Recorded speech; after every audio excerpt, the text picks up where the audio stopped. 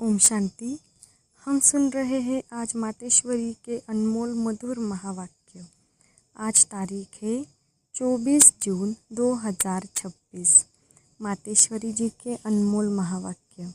इस कर्म क्षेत्र पर कर्म अनादि चीज़ है। तुम्हें कर्म छोड़ना नहीं है, लेकिन कर्म योगी बनना है। प्रश्न है, मम्मा, हम चलते फिरते योग की ऊंची अवस्था में कैसे स्थित हो सकते हैं?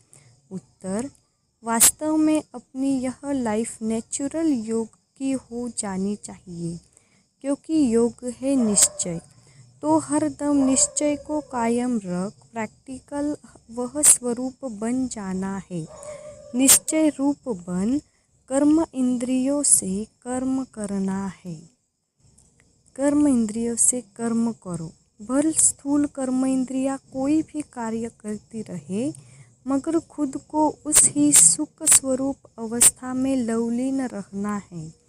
आपका चेहरा सदा सुख स्वरूप रमणीक दिखाई दे।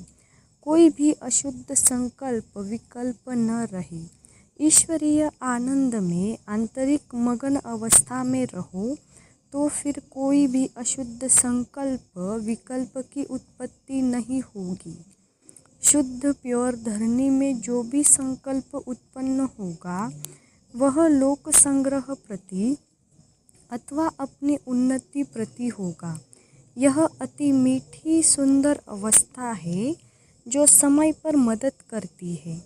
ऐसे ईश्वरीय अलौकिक मीठी प्योर लाइफ बनाने का अब ही गोल्डन चांस है, तुम्हें मिला हुआ है। तो ऐसी अवस्था बनाने के लिए थोड़ी मेहनत करो। जब हम योग में बैठते हैं, तो अंदर में मंत्र पूजा जप आदि कुछ भी नहीं करते हैं। जैसे भक्ति मार्ग में कोई अंदर ही अंदर प्रार्थना करते हैं, माला जपते हैं, मूर्ति को सामने रख फूल चढ़ाते हैं, वह सब कुछ अंदर ही अंदर करते हैं, जिसको मनसा पूजा कहते हैं। लेकिन हमारे योग में हम सिर्फ अपने स्वस्वरूप में स्थित हो सुख स्वरूप बन जाते हैं। अपने मन सहित सभी कर्म इंद्रियों को कंट्रोल कर एकाग्रचित्त बन ईश्वरीय सुख स्वरूप हो जाते हैं। इसलिए योग का टाइम पर्सनल मुकर्रर है। जहाँ एक टाइम पर बैठकर अभ्यास करते हो, सिर्फ व्यस्त बातों से नाता तोड़कर अव्यक्त संबंध से नाता जोड़कर रखना है, तो याद सहज हो जाएगी। अच्छा, ओम शांति। वरदान है, बाप दादा के साथ द्वारा माया को दूर से ही मूर्छित करने वाले माया जीत जगत जीत भव।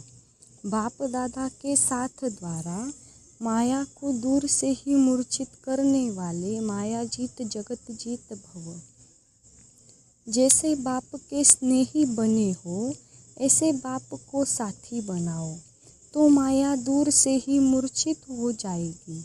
शुरू का जो वायदा है, तुम्हीं से खाऊं, तुम्हीं से बैठूं, तुम्हीं से रूह को रिझाऊं, इसी वायदे प्रमाण सारी दिनचर्या में हर कार्य बाप के साथ करो, तो माया डिस्टर्ब कर नहीं सकती। उसका डिस्ट्रैक्शन हो जाएगा। तो साथी को सदा साथ रखो। साथ की शक्ति से व मिलन में मगन रहने से माया जीत जगत जीत बन जाएंगे। स्लोगन, अपनी ऊंची वृत्ति से प्रवृत्ति की परिस्थितियों को चेंज करो। अव्यक्त इशारा, सदा हर्षित रहने के लिए अपनी नेचर को सरल बनाओ, सहनशील बनो।